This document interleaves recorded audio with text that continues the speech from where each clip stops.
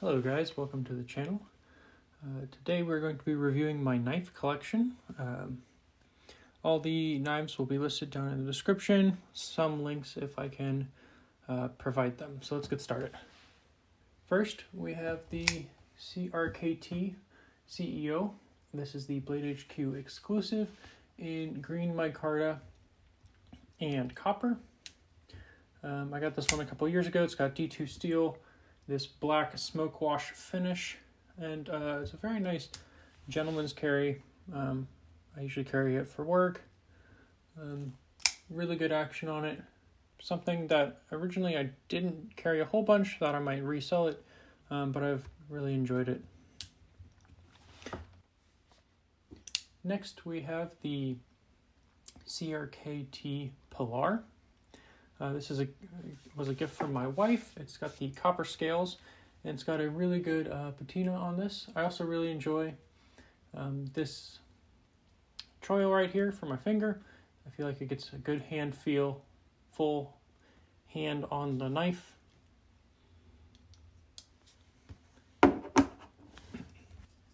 Next we have the Civivi Ferrrum Forge Odium. This one I got at Smoky Mountain Knife Works on vacation.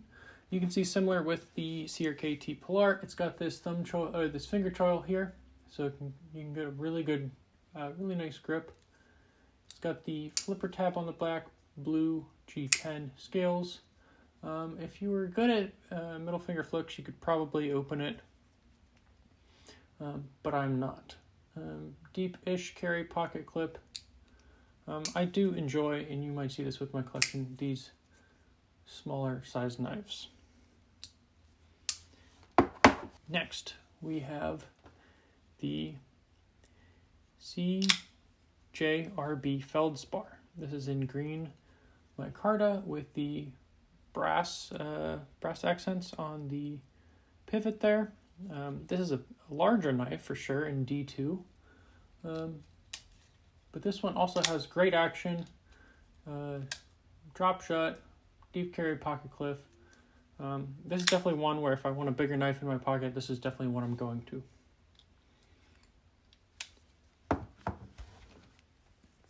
Next we have the QSP Penguin.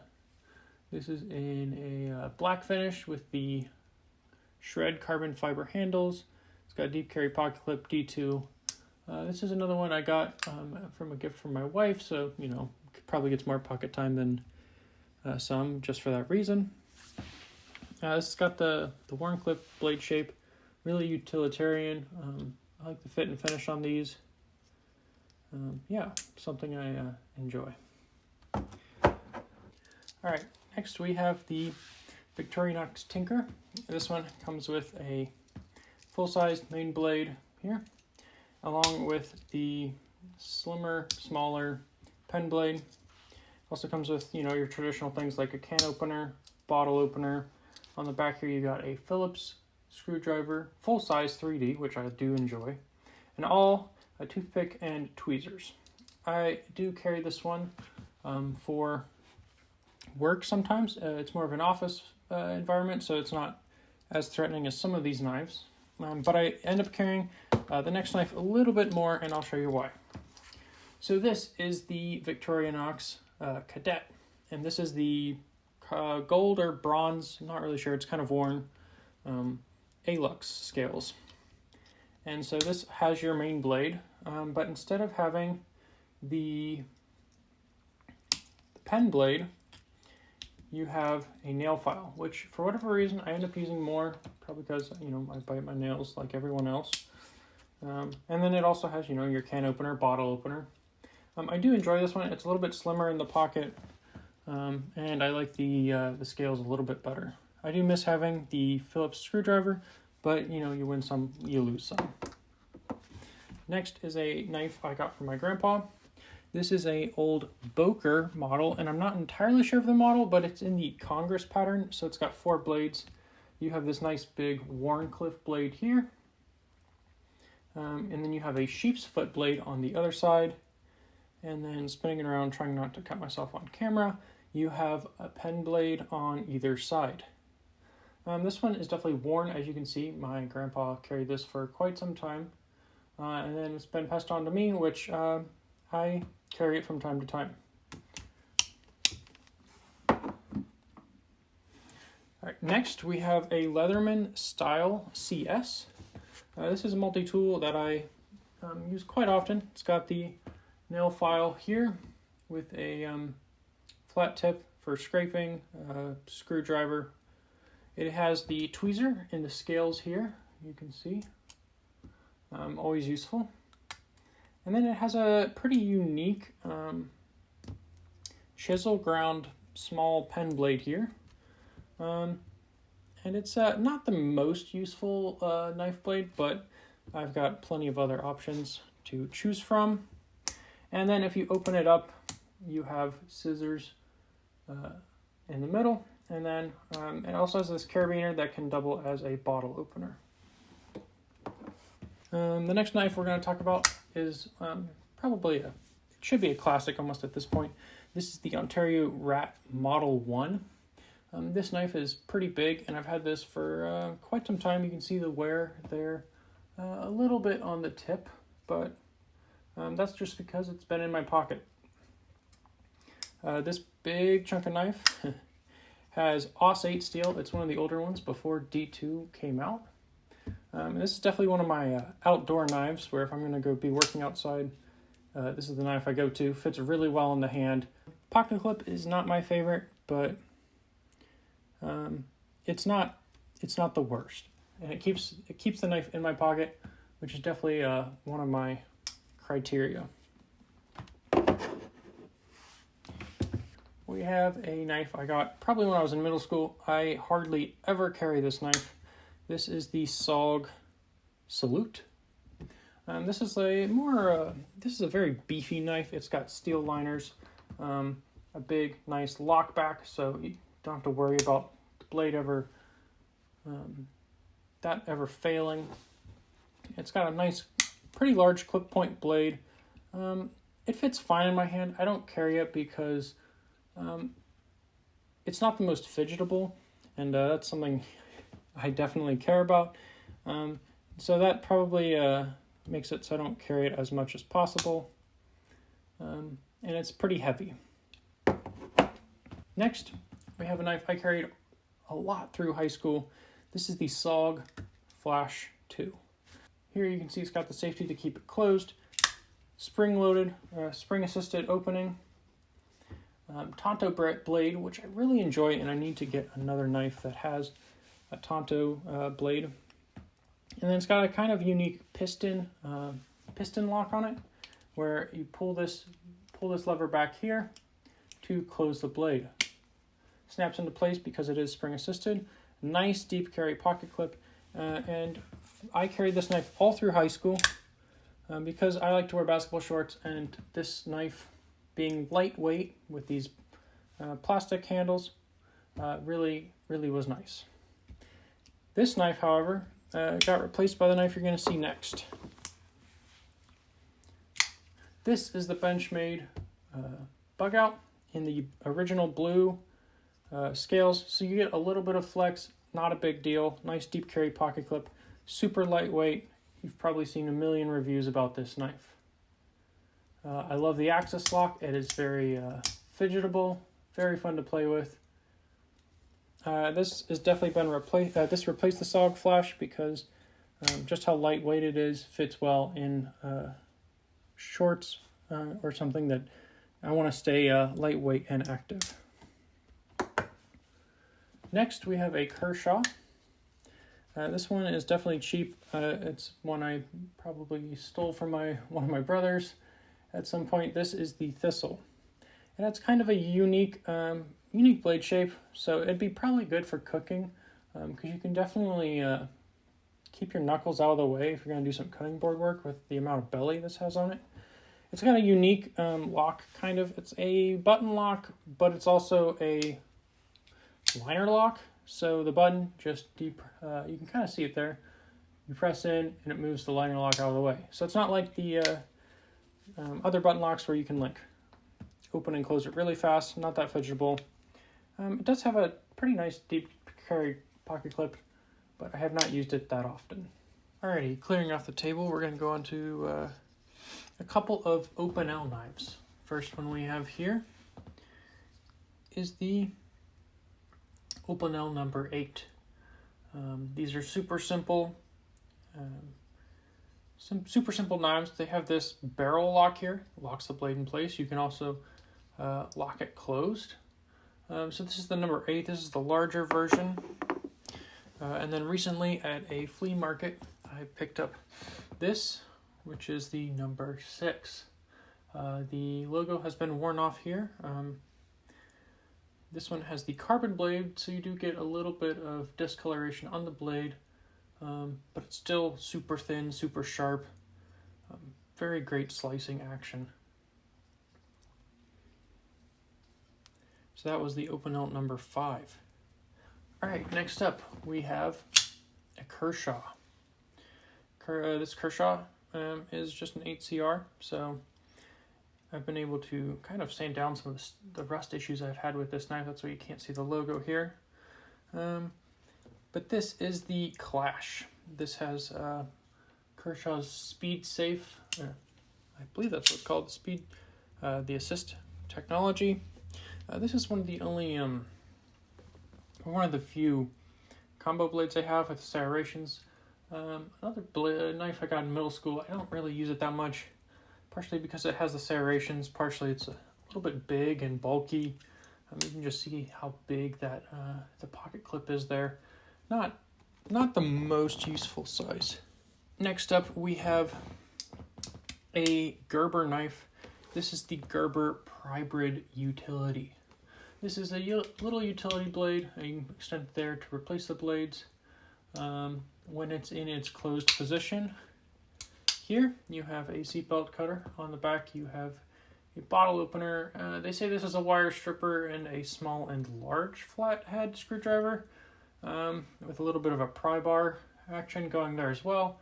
The stripper doesn't really work super well, and this edge is definitely too thick to be a very useful flathead screwdriver.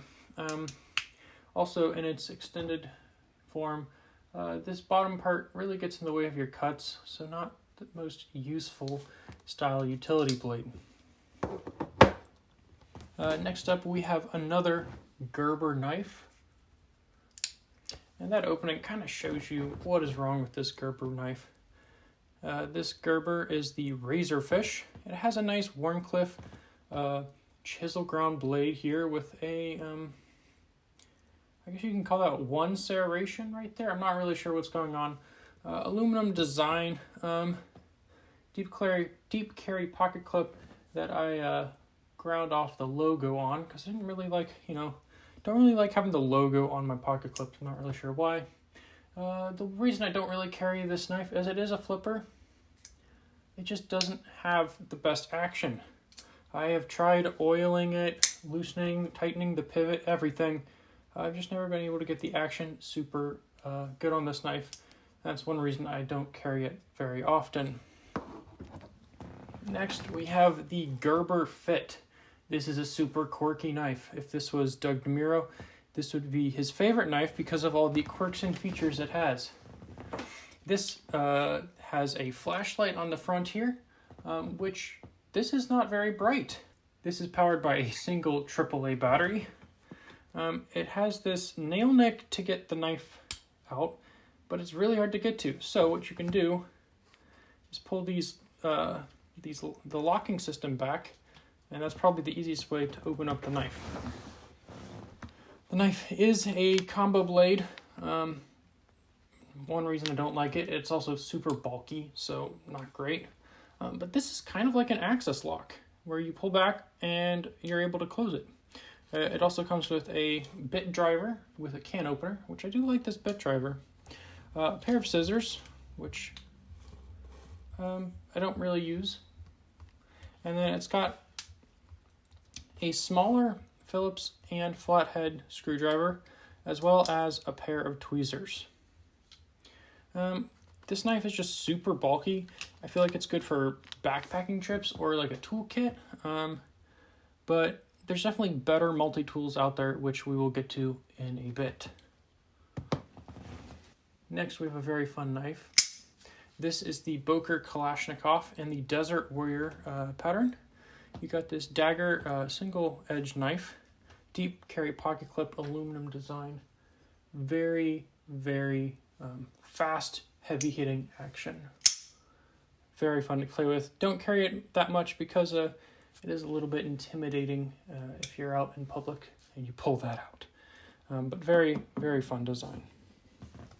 Alrighty, next up we have the Leatherman Wingman. This is a great multi-tool. It's got a nice combo blade. This is the one instance where I actually do enjoy having a combo blade. It's great for construction things where you might be cutting some cable or other things like that. It's got the scissors on the other side. Opening it up, you have a nice good pair of pliers. The tools are on the inside, which is a little annoying. Here you got a nail file, can opener, and bottle opener, I believe. So the tools are on the inside, but it's not that big of a deal. On the other side, you have kind of a 2D flat head and a flat regular screwdriver there. I wish they would have replaced these two tools with one singular bit driver. That's really the only problem I have with this multi-tool. I have carried this a lot. I have demoed entire houses with this pocket knife. Not necessarily just the pocket knife, but it's very rugged, very well-built design. I even snapped the blade on this knife, sent it to Leatherman. They were able to warranty that. Super, super great knife. Next up, we have a little Winchester assisted knife. This is from Walmart. This is like the first pocket knife I ever bought for Boy Scouts. This has also been manufactured by Gerber. But this version, super fast, fast opening. It has a lock, a sliding lock that also acts as a safety. You have a deep carry pocket clip, pretty small. I believe it's under 2-inch blade. So it was good for when I was in Scouts. But definitely don't carry this one as much since my knife collection has grown. Next up, we have a more traditional knife. This is the Buck 373. This is a 3-bladed knife. You have your typical clip point there. Man, this blade is all messy. This has your typical clip blade on it, along with a sheep's foot blade and a spade blade. This has brass bolsters, which I believe they're just coated in brass because it's definitely starting to rub off and it's steel underneath. So, you know, some quality issues there. But this is definitely a nice, fancy gentleman's knife. I carried this knife for my wedding, so definitely has some sentimental value. Next up, we have the Buck Bantam. This is a nice little lockback knife. It doesn't have a pocket clip, so that's one reason it doesn't get carried that often. But it's super lightweight, plastic handles, long enough blade that it's pretty useful. But without a pocket clip, it just doesn't get carried too much. Next up, we have another CRKT. This is the M2102G. What a mouthful. This is a good drop point blade here, stonewash finish. This had a safety to keep it open. I thought that was kind of stupid, unnecessary. So I kind of removed that option. Other than that, it's a liner lock knife. Decent action on it, a little sluggish. I've had to fine tune it a little bit. G10 handles, very grippy, but pretty heavy and bulky, which you might be able to see. I like smaller, lightweight knives more than some of these bulkier knives. Next up is another knife I got from my grandpa. This is a very old Boker. I believe, from the research I've done, this is from around the 1920s. This has mother of pearl inlays. I'm not sure if they're real or just a plastic look-alike. You have a small pen blade here. Another small pen blade on this side. Yes, it does have a chip. This is one I'm probably not going to fix up just because of the sentimental value it has. A nail file on this side, on both sides, a little unique there. And then you have a spear point blade on this side. So definitely unique, very old. You can kind of see here with the Boker symbol, kind of shows you how old this knife is, and it's definitely a cool knife from my grandpa. Next up is a very fun knife. This is the AKC F16, and this is the cheapest out the front knife you can probably find. Still decent quality. You have a double-edged dagger blade there. Pretty fun action though. This one has the carbon fiber inlay there. Pocket clip. Don't really carry this one outside of the house that often, but it is just a great fidget toy, fun to play with. All right, now cleared the table again. We're gonna get on to some of the fixed blade knives I own. First up, we have a Morakniv or Morakniv. Not really sure how to pronounce that. Great Swedish Scandinavian design here. You have a nice Scandi grind, decent length, great comfortable handle, super cheap. I got this one for free from a sale from Blade HQ. This is the Basic 511. Great knife, great for outdoor uses, campfires, things like that.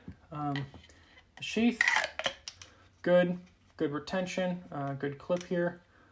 Really just enjoy this fixed blade. Next fixed blade is a CRKT. This is the Pangolin. This is a good EDC fixed blade size. Fit the whole hand on it, but great for indexing, fine work. Pretty skeletonized. You do have these polymer handles. I think they're GRN, but still pretty slim. Comes with a Kydex style sheath and a clip. So this one I usually carry when I'm working outside.